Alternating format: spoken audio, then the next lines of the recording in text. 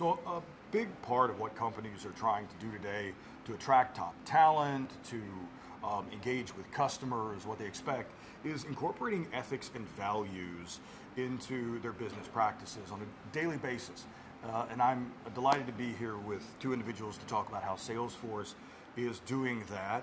And I'll let them introduce themselves. Paula, do you want to go first? Sure. I'm Paula Goldman. I am the Chief Ethical and Humane Use Officer at Salesforce. This is, we believe, a first of its kind position, and it is really about looking across all of our technology products and making sure that we are baking ethics into the way that they're designed and the way that they live in the world. And so we have a number of really exciting processes that we've developed, recognizing that we're at a critical time in the tech industry, that the technology industry is increasingly under fire and people understand the impact of technology on everyday lives, right? And so we work with, across our tech and product teams, to integrate ethics into the day-to-day decision making. We also have an ethical use advisory council. And that advisory council has employees and executives and external experts. And within that, we have issues that get brought up in terms of how our technology gets used in the world. And we have a policy-making process to ensure that our technology is being used for the greatest possible benefit. And Kathy, we were talking a little bit before the interview started about some of the technology or some of the practice that goes into doing that. You were giving me some examples. First, introduce yourself to the viewers and then tell us a little bit about that technology. Yeah, so I am Kathy Baxter and I am architect of ethical AI.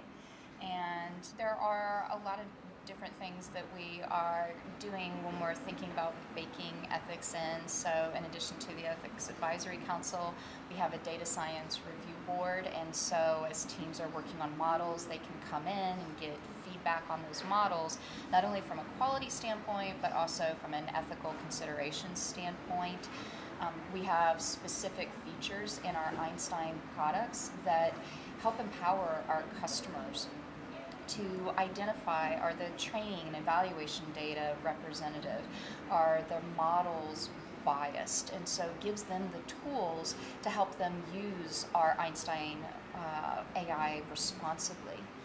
And I think one of the examples of how we've really baked ethical considerations into a specific product is our AI for Good product called Shark Eye. It's a really amazing project with the Benioff Oceans Institute and UC San Diego for studying sharks. Great white sharks are coming to the North American coast in greater numbers for longer periods of time, and so we need to study them, find out what's the impact of climate change on them, but also how do we create tools to help humans and sharks share the ocean safely. So we combined our Field Service Live product with our Einstein Vision product to be able to track the sharks in real time and notify lifeguards when they need to close the beach. And I think a lot of people might assume that these kinds of AI for Good projects don't have ethical risks, but they actually do. Any kind of technology can have unintended consequences. And so we spent a lot of time thinking about what might some of those be. And so we wanted to protect citizen privacy out on the beach. So using drone technology to track the sharks, recording doesn't begin until it's over the ocean. And we've never trained Einstein Vision on humans, and so it's only trained to track the great whites. In addition, we ensure that it's only certified drone operators employed by Benioff Oceans initiatives, so we don't have to worry about a whole bunch of people coming out onto the beach with drones and interrupting the experience, or using the information to hunt sharks or somehow in other ways harm the sharks. So there are a lot of considerations that went into place to ensure that what we created would protect both the sharks and the citizens.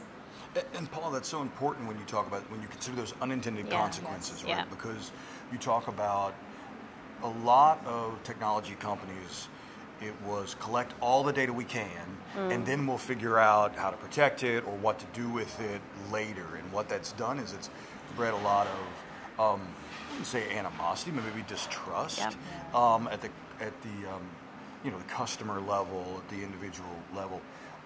How do you address that, Paula? I'm glad you brought that up. Yeah. Perspective? How do you go back to companies or to customers and say, we know you have these concerns, but here's how we're going to address that? Yeah. So I think the key question that you asked is, how do we think about unanticipated consequences? And that is the key question for the tech industry at this moment in time. It's a simple question that can have profound implications for the products that we design. And I will say we've recently been experimenting with a number of methodologies with our tech and product teams on that. So we've run some workshops called consequence scanning, where we sit down with a cross-functional product team and say, okay, you're about to build this feature.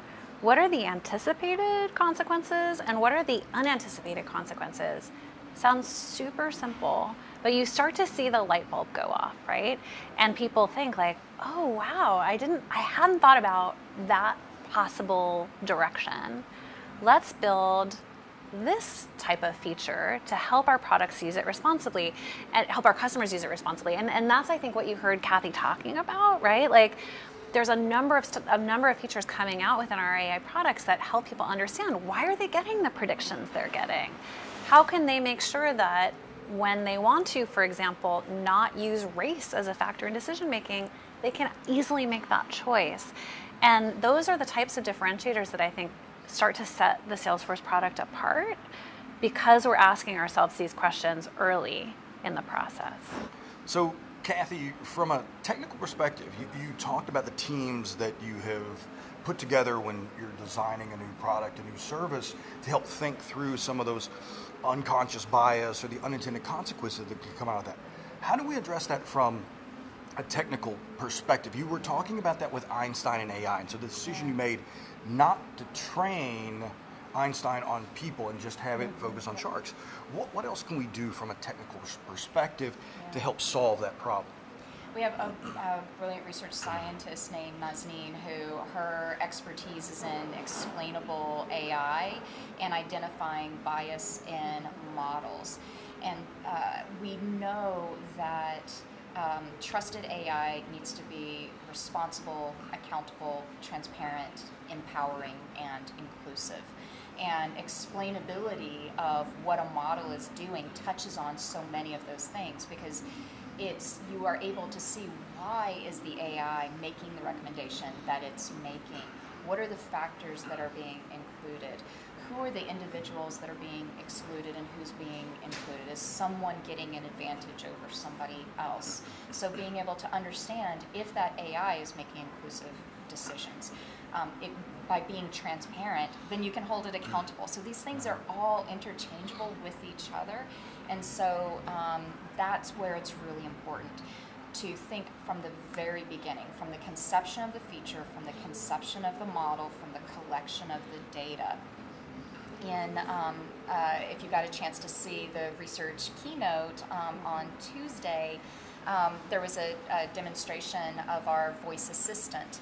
And we're really proud because we put a tremendous amount of effort into getting representative training data for it across different genders, as well as English with a dozen different accents. So English with a German accent, with a French accent, so that it's as inclusive as possible. It works for as many people as possible. So these are all of the different decisions at every point of the way that we need to make sure that we're investing in. I mean, equality is a core value for Salesforce, and I think it's the core question for tech ethics, right? At the end of the day, is technology making the world a more equal place or a less equal place? And we ask ourselves that question every day. We ask ourselves, who's at the table making these decisions? How do we ensure that, whether it's the training data or the or a policy decision, how are we making sure that we're inclusive in that decision?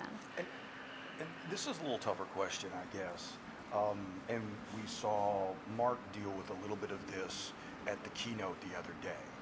How do you, as a company, not Salesforce just specifically, I know that's what we're talking about, but how does a company in general deal with the myriad of ethical positions that different customers or different people in society actually have? I mean, we all have different expectations and experiences and different opinions on things. Right.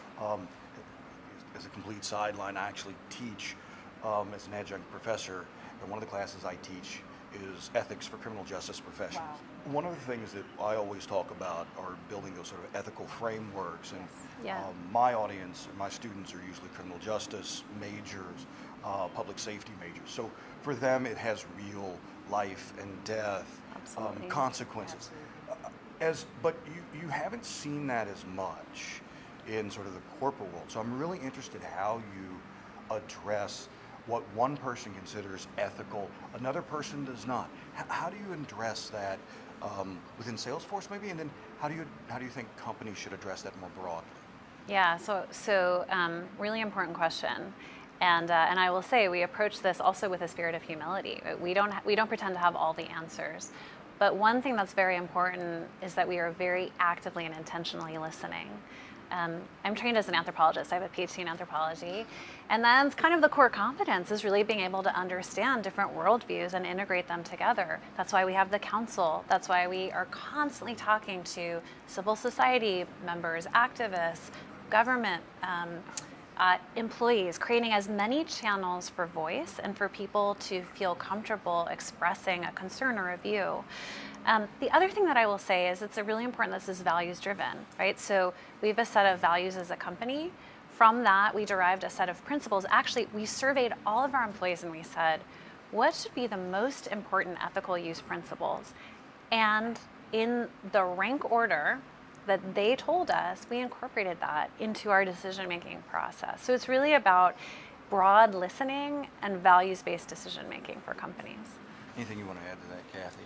Yeah, I would say I think whenever I engage with customers and they ask if we wanted to create an ethical AI process, how do we begin? And we always say begin with your values. I would be surprised to find a company or an organization that doesn't have some kind of mission statement, some kind of values that they are founded upon, and that's the framework that you build upon.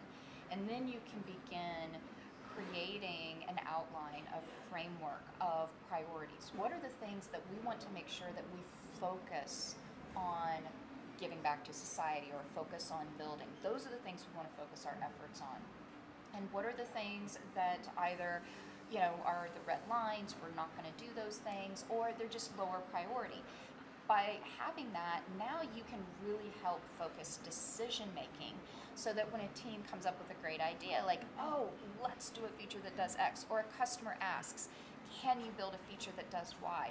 You have that framework to make that decision and say, yes, this totally fits within our values, this is one of our priorities, or, this isn't one of our priorities. We decided we're not going to invest our resources into this area, so that's, we're just not going to go into that particular area. It really helps to have that documented and everybody is really clear about it. And I guess that really the challenge when you have a large organizations, tens of thousands, hundreds of thousands of employees. How do you address that pushback that you may get internally from, hey, with this new feature, this new product, we think there's a really large market for us. We think this is a profit center. We think this is a great revenue opportunity. And as I guess Mark kind of has said, we need a new form of capitalism to some degree. We need to take into consideration factors beside pure profit. How do you address that pushback within a private commercial enterprise? I think it's a fair question, and I don't want to minimize the complexity of it. But what I will say is this is all about trust. And at the end of the day, we really believe that the more that we integrate ethics into our product development, the more it benefits the trust between us and our customers, and the trust between our customers and their customers, right? Everyone is worried about where technology is going. And if we can help people with appropriate guardrails, it actually, I think, becomes a win-win. And that's why I'm so optimistic about what we're doing. And because we're a platform, there's so much flexibility with that platform. So with our tools, for example, we can raise flags. So with Einstein Discovery, we allow you to check and what we call protect certain fields that you don't want to use in a model: age, race, gender. Then we find other fields in your data set that are highly correlated with that. And so we'll say, oh, zip code is highly correlated with race. Do you want to protect that as well? We're not going to do it for them. We give the customers the control. So it's all about giving customers the tools to make educated decisions for themselves so that they are using tools in a way that match their values as well. Well, thank you both. It's been a great conversation. Yeah, I really appreciate you taking the time. Likewise. Thank you so very much. Maybe I'll come audit your class sometime. I would love that. Okay. I would love that. Sounds if you're good. ever in Louisville, do it. Definitely. Sounds good. Sounds good. And Excellent. thank you for watching. You can see all of our coverage on Tech Republic.